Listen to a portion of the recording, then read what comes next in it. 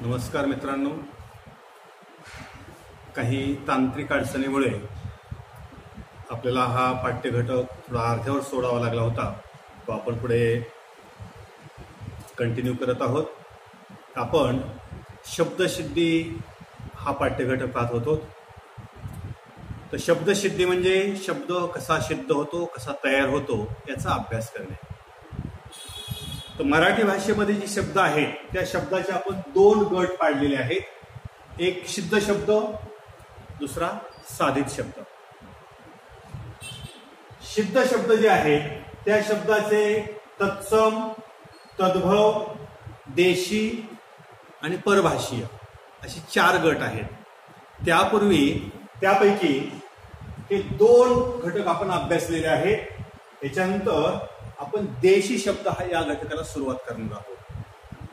तत्सम शब्द म्हणजे संस्कृत मधून मराठीमध्ये जशास तशी रूढ झालेले शब्द. तद्भव शब्द म्हणजे संस्कृत मधले मराठीमध्ये रूढ होत असताना त्या शब्दाच्या मूळ रूपामध्ये थोडाफार बदल झालेले शब्द म्हणजे तद्भव शब्द. आणि पुढचा शब्द प्रकार आहे देशी शब्द. आता देशी शब्द म्हणजे काय? तर देशी शब्द हे अन्य भाषेतून आलेले शब्द नाहीत. मग हे शब्द मूळचे कुठले आहेत? तर आपल्या महाराष्ट्रामध्ये जे पूर्वी मूळचे राहणारे रहिवासी होते, या रहिवाशांच्या बोली भाषेमधले हे शब्द असावेत. कारण त्याची सरळ उत्पत्ती जी आहे ही सरळ उत्पत्ती मिळत नाही. आणि त्यामुळं आपल्या मराठी भाषेमधले मूळचे जे शब्द आहेत या शब्दांना आपण देशी शब्द असे म्हणतो. उदाहरणार्थ पोट, गुडघा, कंबर, रेडा, बाजरी, वांगे, चिमणी, ढेकूण, बोका, दगड असे कितीतरी शब्द सांगता येतील की जे शब्द अन्य भाषेतून आलेले नाही. तर महाराष्ट्रामधील या भाषेतले जे मूळचे रहिवासी राहत होते त्या लोकांच्या बोली भाषेमधले हे शब्द आहेत. अशा शब्दांना आपण देशी शब्द असं संबोधतो. याच्यानंतर चौथा जो शब्द प्रकार आहे तो आहे परभाषीय शब्द.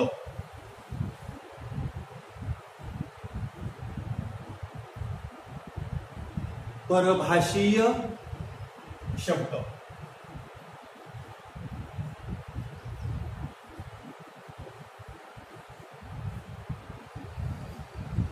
आता परभाषीय शब्द म्हणजे काय? पर म्हणजे दुसऱ्या इतर भाषेमधून मराठी भाषेमध्ये रूढ झालेले शब्द. आता परभाषीय शब्द जे आहेत या शब्दाचे सुद्धा परत दोन गट पडलेले आहेत. यापैकी पहिला गट आहे परकीय शब्द.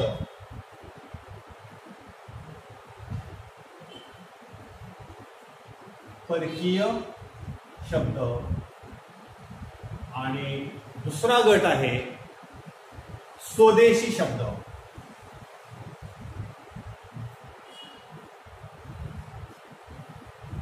स्वदेशी शब्द.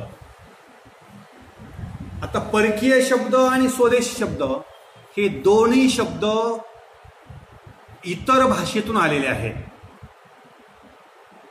पण याच्यामध्ये फरक काय आहे? जे शब्द परकीय शब्द आहेत त्या शब्दांना आपण विदेशी शब्द सुद्धा म्हणतो.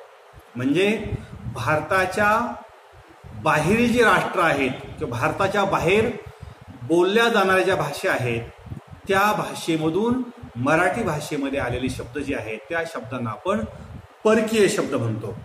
मग हे शब्द इंग्रजी भाषेतून आलेले असतील, फ्रेंच भाषेतून आलेले असतील, अरबी भाषेतून आलेले असतील, फारसी भाषेतून आलेले असतील किंवा पोर्तुगीज भाषेतून आलेले असतील. या इतर भाषेतून आपल्या भाषेमध्ये रूढ झालेल्या शब्दांना आपण परकीय शब्द म्हणतो. आता उदाहरण इंग्रजी भाषा आहे. आता असे कितीतरी शब्द आहेत. भारतावर इंग्रजांनी 150 वर्ष राज्य केलेलं आहे. इंग्रजी ही आंतरराष्ट्रीय भाषा आहे. आणि त्यामुळं त्या भाषेमधले कित्येक शब्द मराठी भाषेमध्ये रूढ झालेले आहेत आणि आपल्या एवढे अंगवळणी पडलेले आहेत की ते शब्द आपल्याला मराठी भाषेतलेच शब्द असल्यासारखं वाटतं. आता उदाहरणार्थ हा पेन आहे. पेन हा शब्द आपण एवढा आपल्या अंगवळणी पडलेला आहे की हा आपल्या मातृभाषेतला शब्द असल्यासारखं वाटतं. याच्यानंतर टेबल आहे, याच्यानंतर रेल्वे आहे, बस आहे, एरोप्लेन म्हणतो आपण. असे कित्येक शब्द इंग्रजीमधून मराठीमध्ये रूढ झालेले आहेत. हे शब्द परकीय शब्द आहेत. याच्यानंतर पोर्तुगीज. भारतामध्ये गोव्यासारख्या राज्यात बराच काळ पोर्तुगीजांची वसाहत किंवा पोर्तुगीजांचं राज्य होतं, सत्ता होती. आणि त्यामुळं पोर्तुगीज भाषेमधले सुद्धा बरेच शब्द आपल्या मराठी भाषेमध्ये रूढ झालेले आहेत. जसे की बटाटा आहे, तंबाखू आहे, याच्यानंतर पगार आहे, फणस आहे. असे बरेचसे शब्द मूळचे पोर्तुगीज भाषेमधले आहेत की जे आपण मराठीमध्ये सर्रास वापरतो आणि ते आपल्याला आपले शब्द, आपल्या मातृभाषेतले शब्द वाटतात.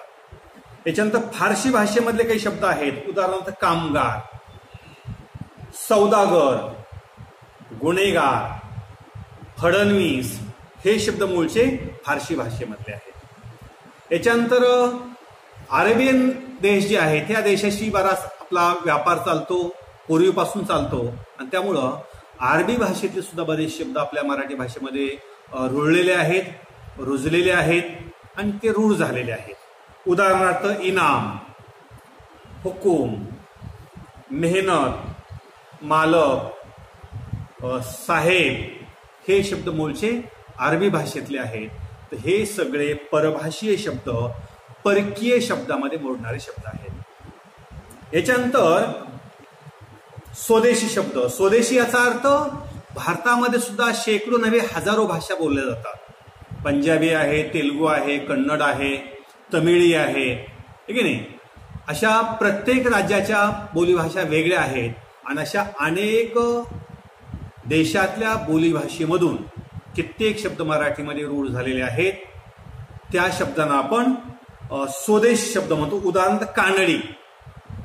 आता कन्नड, कर्नाटक आपल्या बाजूलाच आहे, शेजारी राज्य आहे आणि त्यामुळं कित्येक कन्नड भाषेमधले कानडी शब्द आपल्या भाषेमध्ये रूढ झालेले आहेत. जसे की अण्णा, अक्का, ताई हे शब्द मूळचे कन्नड भाषेमधले जे मराठी भाषेमध्ये सर्रास हे शब्द वापरले जातात. याच्यानंतर गुजराती शब्द घी, दलाल, शेख आणि असे बरेचसे शब्द की जे गुजरातमधून मराठी भाषेमध्ये किंवा गुजराती भाषेमधून मराठी भाषेमध्ये रूढ झालेले आहेत. याच्यानंतर तमिळी भाषेमधले काही शब्द आहेत की जे मराठीमध्ये आपण सर्रास वापरतो. उदाहरणार्थ मठ्ठा म्हणतो आपण. याच्यानंतर सार, चिल्ली पिल्ली हे शब्द मूळचे तामिळ भाषेमधले आहेत. याच्यानंतर तेलुगू भाषेमधले जे शब्द मराठी भाषेमध्ये रूढ झालेले आहेत त्याचं उदाहरण जर सांगायचं झालं तर अनारसा, ताळा, किडूक मिडूक हे शब्द तेलुगू भाषेमधले आहेत. आणि हिंदी आपली राष्ट्रीय भाषा आहे. हिंदीमधले कितीतरी शब्द आपल्या मराठी भाषेमध्ये वापरले जातात. जसे भाई आहे, बेटा आहे, बच्चा आहे हे शब्द सर्रास आपल्या मराठी भाषेमध्ये वापरले जातात. अशा पद्धतीनं या सिद्ध शब्दामधले तत्सम, तद्भव, देशी शब्द आणि परभाषी शब्द हा एक शब्दांचा मोठा गट आपल्या मातृभाषेमध्ये रूढ झालेला आहे. याच्यानंतर दुसरा जो शब्दांचा गट आहे तो आहे साधित शब्दांचा. मी तुम्हाला सांगितलं की मराठी भाषेमध्ये जे एकूण शब्द आहेत त्या शब्दांचे दोन गट पाडले जातात, दोन गटामध्ये वर्गीकरण केलं जातं. एक सिद्ध शब्द आणि दुसरा साधित शब्द. यापैकी आपण सिद्ध शब्द अभ्यासलेले आहेत. याच्यानंतर पाहिजे आपल्याला साधित शब्द. आणि तुमच्या परीक्षेच्या दृष्टिकोनातून साधित शब्द हा भाग अत्यंत महत्वाचा आहे, कारण याच भागावर आपल्याला परीक्षेमध्ये कृती सोडवायची आहे. मग आता साधित शब्द याचा अर्थ आहे, साधित याचा अर्थ बनविलेले किंवा तयार केलेले. म्हणजे मूळ शब्दांच्या किंवा मूळ धातूच्या रूपामध्ये आपण बदल करून त्यापासून बनविलेले दुसरे शब्द म्हणजे साधित शब्द. आता साधित शब्द जे आहेत, या साधित शब्दाचे पुन्हा पोट प्रकार पडतात. याच्यामध्ये पहिला आहे उपसर्ग घटित शब्द. उपसर्ग घटित शब्द.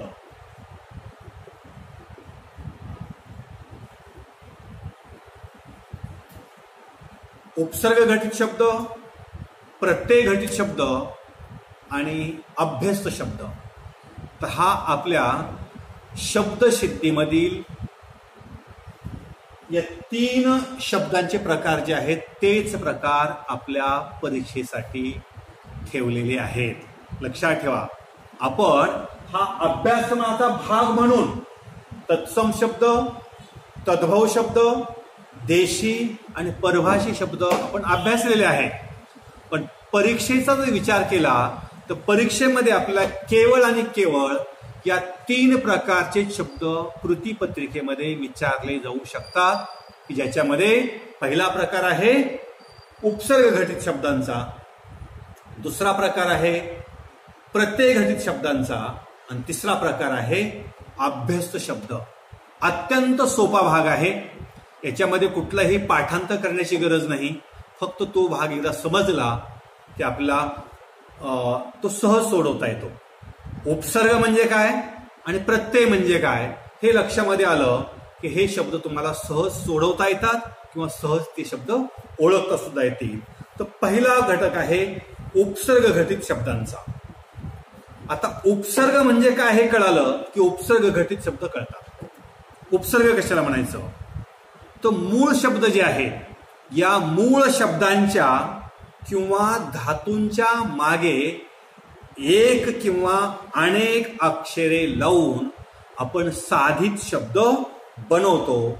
अशा या मूळ शब्दांच्या मागे लागलेल्या एक किंवा अनेक अक्षरांना उपसर्ग असे म्हणतात. लक्षात ठेवा, उपसर्ग म्हणजे काय, मूळ शब्दांच्या किंवा मूळ धातूच्या मागे जे अक्षरे लागतात आणि ते अक्षरे लागून जो शब्द तयार होतो त्या शब्दाला आपण उपसर्ग म्हणतो. आणि उपसर्ग लागून तयार झालेला शब्द म्हणजे उपसर्ग घटित शब्द.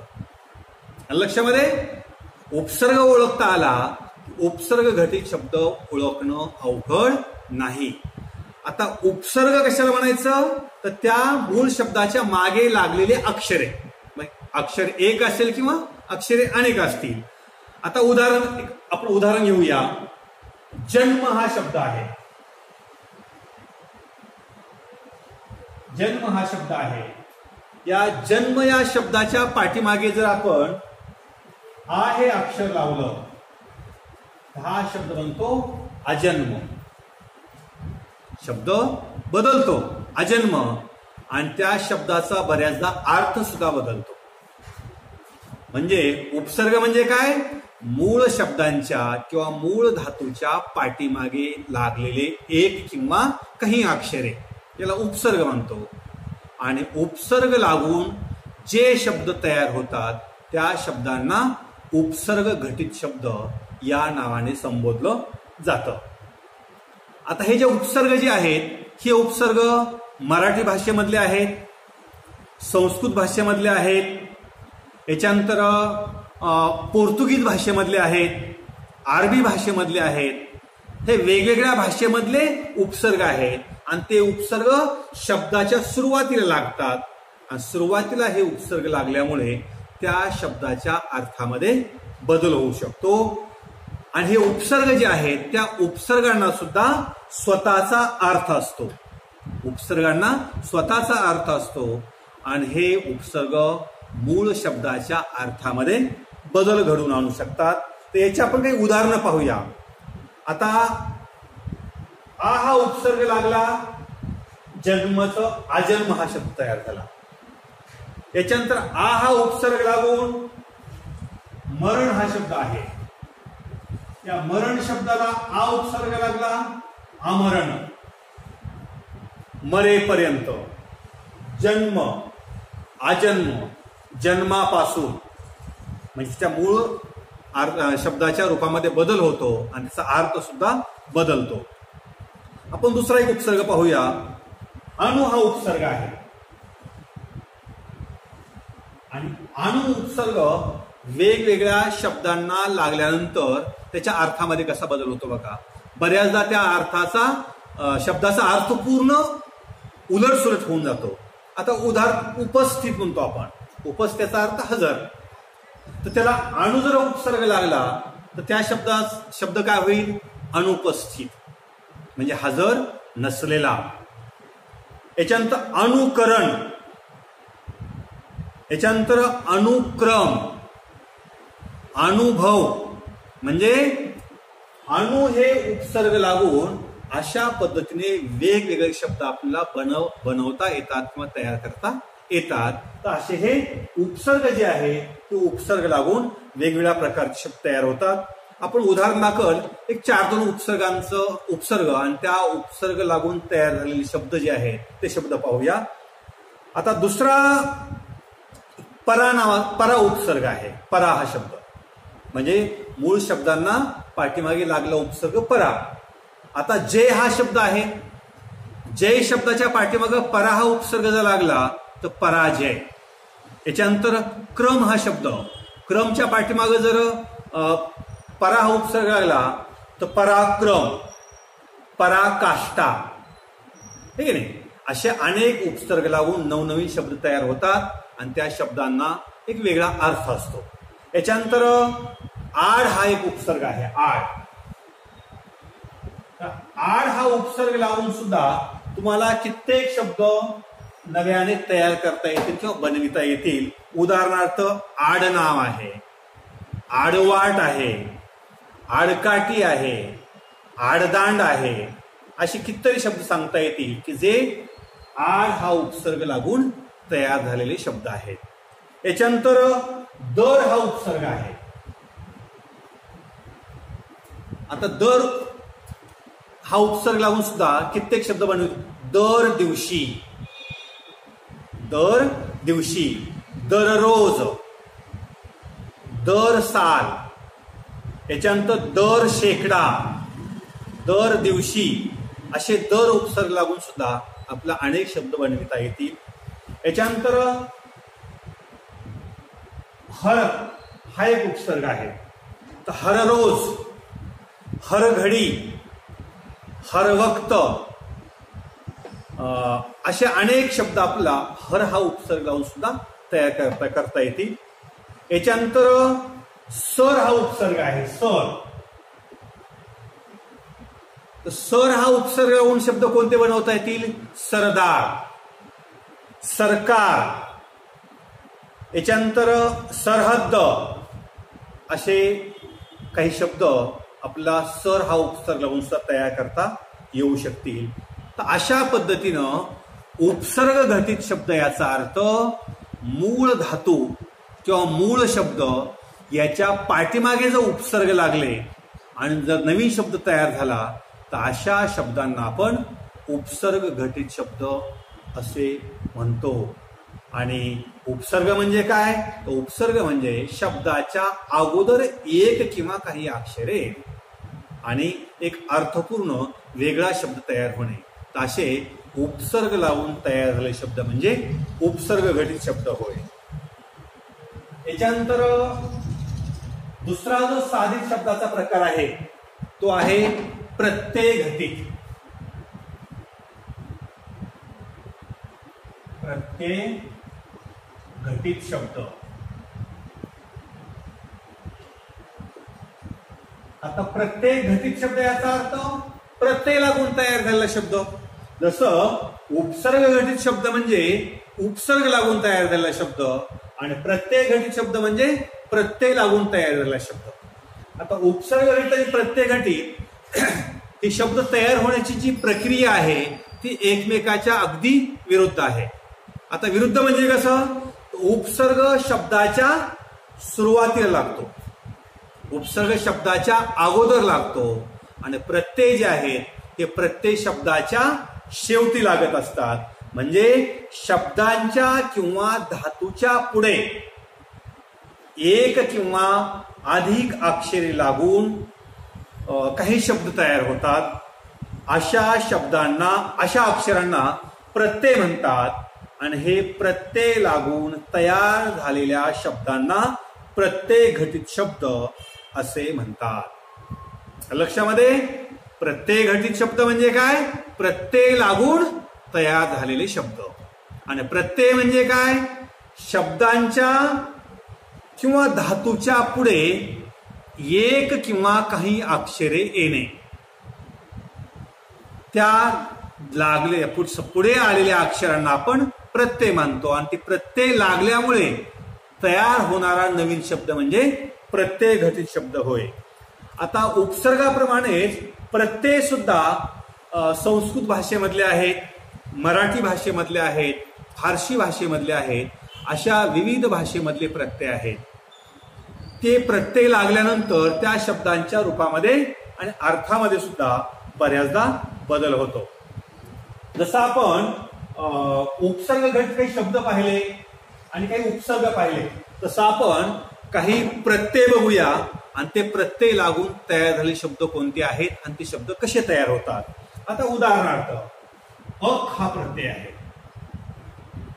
अक हा प्रत्यय आहे, तर अक प्रत्यय लावून आपण कित्येक शब्द तयार करू शकतो. उदाहरणार्थ लेखक, शेवटी अक आले, लेखक. याच्यानंतर रक्षक, मारक, तारक, गायक, जनक, असे कितीतरी शब्द सांगता येतील की त्या शब्दांच्या शेवटी अक हा प्रत्यय लागल्यामुळे ते शब्द बनले. उदाहरणार्थ गाय शब्द आहे, त्याला अक प्रत्यय लागला, गायक, अर्थ पूर्णपणे बदललेला आहे. याच्यानंतर मार हा शब्द आहे, मार, त्याला अक हा प्रत्यय लागला, मारक. तर अशा पद्धतीनं अक प्रत्यय लावून आपण अनेक शब्द तयार करू शकतो. आणि हे प्रत्यय कुठे लागलेले आहेत? शब्दांच्या सुरुवातीला लागलेले नाहीत, शब्दांच्या अगोदर लागलेले नाहीत, तर ते शब्दाच्या शेवटी लागलेले आहेत.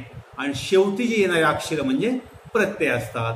आणि शब्दांच्या सुरुवातीला लागणारे अक्षर, येणारे अक्षर जे आहेत त्या अक्षरांना आपण उपसर्ग म्हणतो. उपसर्गामध्ये प्रत्ययामध्ये फरक एवढाच आहे, उपसर्ग शब्दांच्या अगोदर येतात आणि प्रत्यय हे शब्दांच्या नंतर किंवा शब्दाच्या शेवटी येतात. तर आणखीन काही उपसर्ग बघूया आपण आणि त्यापासून बनलेले शब्द. उदाहरणार्थ इक हा प्रत्यय आहे, इक हा प्रत्यय. रस हा शब्द आहे, त्याला इक प्रत्यय लागला समजा, तर रसिक. याच्यानंतर पथ हा शब्द आहे, पथ, पथ म्हणजे मार्ग किंवा रस्ता, त्याला इक प्रत्यय लागला, पथिक. कायिक, वाचिक, मानसिक, मासिक, असे कितीतरी शब्द आपला इक प्रत्यय लावून तयार करता येतील. याच्यानंतर अनीय हा एक प्रत्यय आहे, अनीय. श्रवणीय, अनीय हा प्रत्यय लागलेला आहे. याच्यानंतर माननीय, रमणीय, आदरणीय, पूजनीय, वंदनीय, असे अनेक शब्द आपल्याला हा अनीय प्रत्यय लावून त्या ठिकाणी तयार करता येतील. याच्यानंतर आर्य हा प्रत्यय आहे,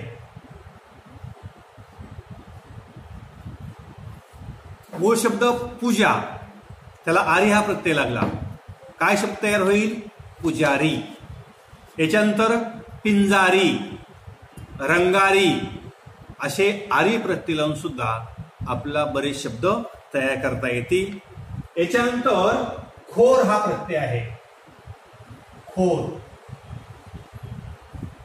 आता खोर प्रत्यय लावून आपला भांडखोर म्हणतो आपण, दंगेखोर, भांडखोर, दिवाळखोर, चिडखोर, चहाडखोर असे खोर प्रत्यय लावून आपण अनेक शब्द तयार करू शकतो.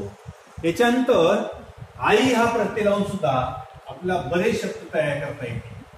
आई, खोदाई, धुलाई, शिलाई, लढाई, शिष्टाई, दांडगाई, ज्याच्या पुढे आई हा प्रत्यय आलेला आहे असे शब्द आपण त्या ठिकाणी तयार करू शकतो. तर हे उदाहरण दाखल आपण काही प्रत्येक शब्दांचे उपसर्ग शब्दांची उदाहरणं पाहिले. असे शेकडो शब्द आपल्या मराठी भाषेमध्ये जे उपसर्ग घटक आहेत आणि प्रत्यय घटक आहेत ते शब्द आपल्याला सापडतील. याच्यानंतर तिसरा जो प्रकार आहे शब्दसिद्धीमधला की तो साधित शब्दामध्ये मोडणारा आहे तो शब्द आहे अभ्यस्त.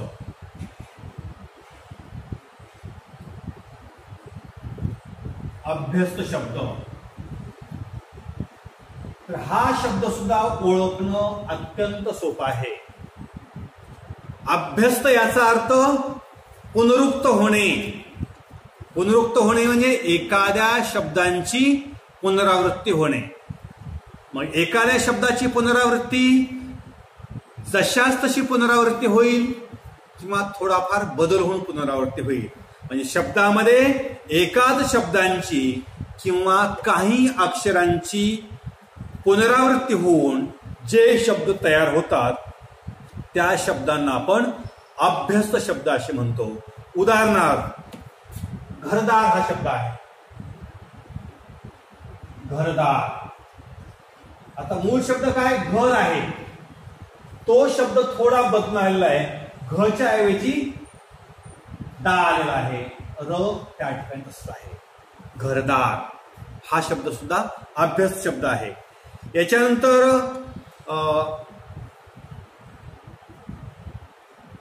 घटघट हा शब्द आहे किंवा हळूहळू हा शब्द आहे. हळूहळू. आता या ठिकाणी हा शब्द हळू आहे तो शब्द पुन्हा परत आलेला आहे आणि हळूहळू हा एक शब्द म्हटलेला आहे. म्हणजे त्याच शब्दाची पुनरावृत्ती झालेली आहे. तो शब्द परत आलेला आहे. घटघट मध्येही घट हा शब्द परत आलेला आहे आणि घटघट हा शब्द बनलेला आहे. आता घरदार या शब्दामध्ये थोडा बदल झालेला आहे. इथं तो शब्द जशाच तसा पुनरुक्त झालेला आहे आणि या ठिकाणी मात्र त्याच्या एका अक्षरामध्ये फरक पडलाय. एका अक्षरामध्ये बदल झालेला आहे आणि याच्यावरूनच या अभ्यस्त शब्दाचे आपण दोन प्रकार पोट प्रकार पाडतो. एक आहे पूर्ण अभ्यस्त शब्द आणि दुसरा आहे अंश अभ्यस्त शब्द. पहिला आहे पूर्ण अभ्यस्त.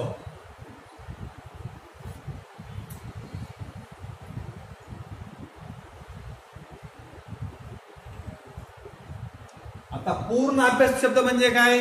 की शब्दांची पूर्ण जशास तशी पुनरावृत्ती होणे. शब्दांची जशास तशी पूर्णपणे पुनरावृत्ती होणे या शब्दांना आपण पूर्ण अभ्यस्त शब्द म्हणतो. उदाहरणार्थ तिळतिळ आपण म्हणतो जीव तिळतिळ तुटणे. तिळतिळ. याच्यानंतर मधून मधून, लाल लाल, हळूहळू हे सगळे शब्द पूर्ण अभ्यस्त शब्द आहेत. कारण पूर्वी आलेला शब्द जशाच तसा त्याला जोडून आलेला आहे म्हणून हा शब्द पूर्ण अभ्यस्त शब्द झाला. आणि अंशाभ्यस्त शब्द म्हणजे काय? अंशाभ्यस्त याचा अर्थ अंशतः पुनरावृत्ती होणे.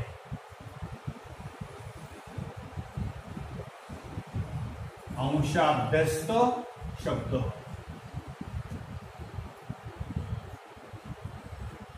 अंशाभ्यस्त शब्द केव्हा केव्हा पूर्ण शब्द जशास तसा पुन्हा न येता त्यातील एखादे अक्षर बदलून येते.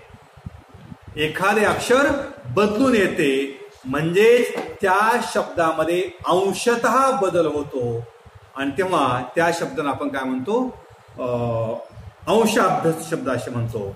उदाहरणार्थ पाहिलं की शेजारी पाजारी. शेजारी पाजारी आता शेजारी हा शब्द जो आहे, या शब्दामध्ये शेजारी पाजारी हा शब्द तयार होत असताना फक्त पहिल्या अक्षरामध्ये बदल झालेला आहे. शेच्या ऐवजी इथं पा आलेला आहे, तो शब्द शेजारी पाजारी आहे. तसा शब्द आपला दुसराही पाहता येईल, झाडबीड. आपण सहज बोलता म्हणतो झाडबीड.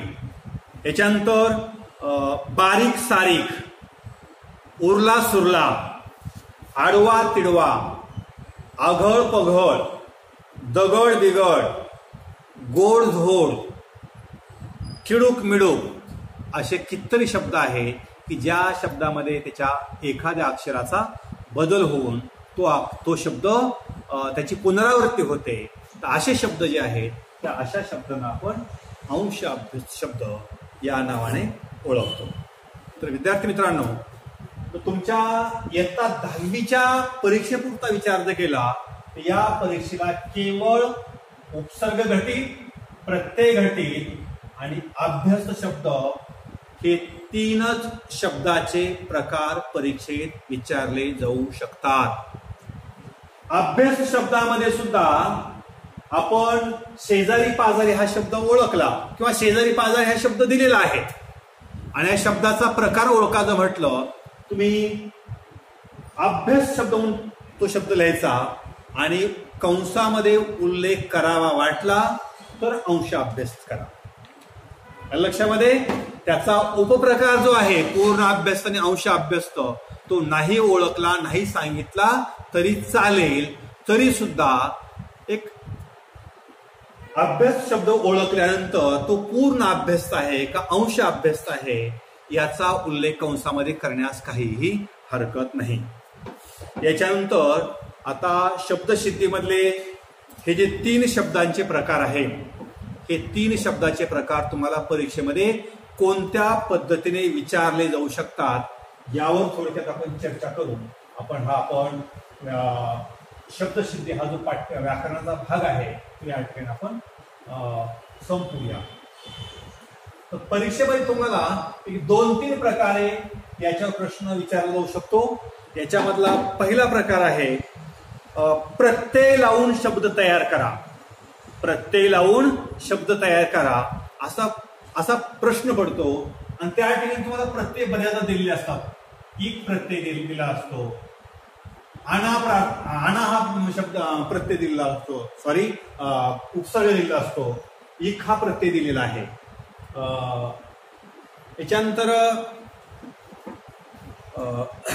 प्रत्येक शब्दामध्ये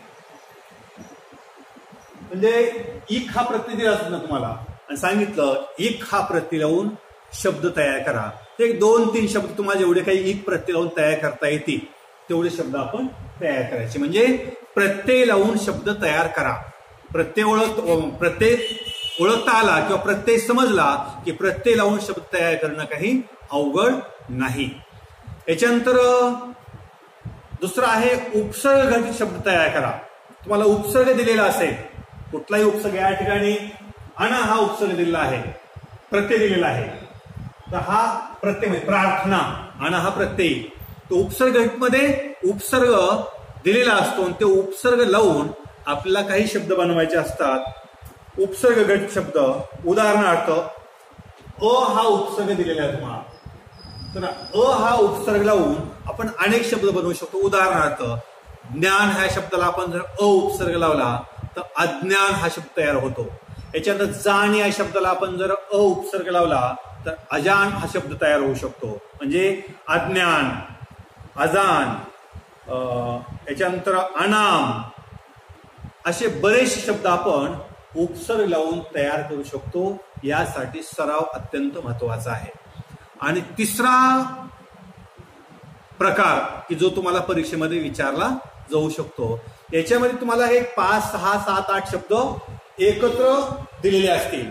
त्याच्यामधले काही शब्द उपसर्ग घटत असतील, काही शब्द प्रत्यय घटत असतील, काही शब्द अभ्यास शब्द असतील आणि ह्या शब्दांचे एकत्र मिसळून शब्द दिलेले असतील. तर या शब्दांचं वर्गीकरण करायला सांगितलं असेल. खाली दिलेल्या शब्दांचं प्रत्यय घटित, उपसर्ग घटित आणि अभ्यस्त शब्द असे वर्गीकरण करा. मग तुम्हाला शब्द ओळखता आले पाहिजे. जे उपसर्ग घटित शब्द आहेत ते एकाखाली लिहून काढायचे. जे प्रत्यय घटित शब्द आहेत त्यांचा गट वेगळा तयार करायचा आणि जे अभ्यस्त शब्द आहेत त्यांचा एक वेगळा गट तयार करायचा. अशा पद्धतीने तुम्ही जर या पाठ्यघटकाची तयारी केली, व्याकरणाची तयारी केली, तर या व्याकरणामध्ये तुमचे कुठलेही मार्क अजिबात कमी होणार नाही. आणि विशेष म्हणजे तुमच्या गद्यपद्य पाठ जे आहेत, या गद्यपद्य पाठामध्ये जे उपसर्ग घटित शब्द आहेत, जे प्रत्यय घटित शब्द आहेत, जे अभ्यस्त शब्द आहेत, हेच शब्द परीक्षेला टाकले जाण्याची जास्त शक्यता असते. म्हणून आपल्या क्रमिक पुस्तकामध्ये जेवढे काही अभ्यस्त शब्द असतील, उपसर्ग घटित शब्द असतील, प्रत्यय घटित शब्द असतील, हे शब्द आहेत तुम्ही एकदा नजरेखालून घाला, एकदा वाचून काढा. ते शब्द पाठ करत बसण्याची अजिबात आवश्यकता नाही.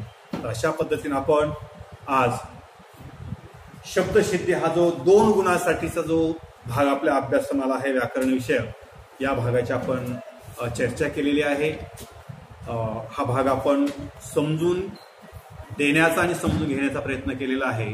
तुम्हाला आणखीन काही अडचण वाटली, आपल्या शाळेचे जे व्हॉट्सअप ग्रुप तयार केलेले आहे त्या ग्रुपवर तुम्ही तुमच्या शंका जर विचारल्या, त्या शंकांचं या ठिकाणी समाधान केलं जातं.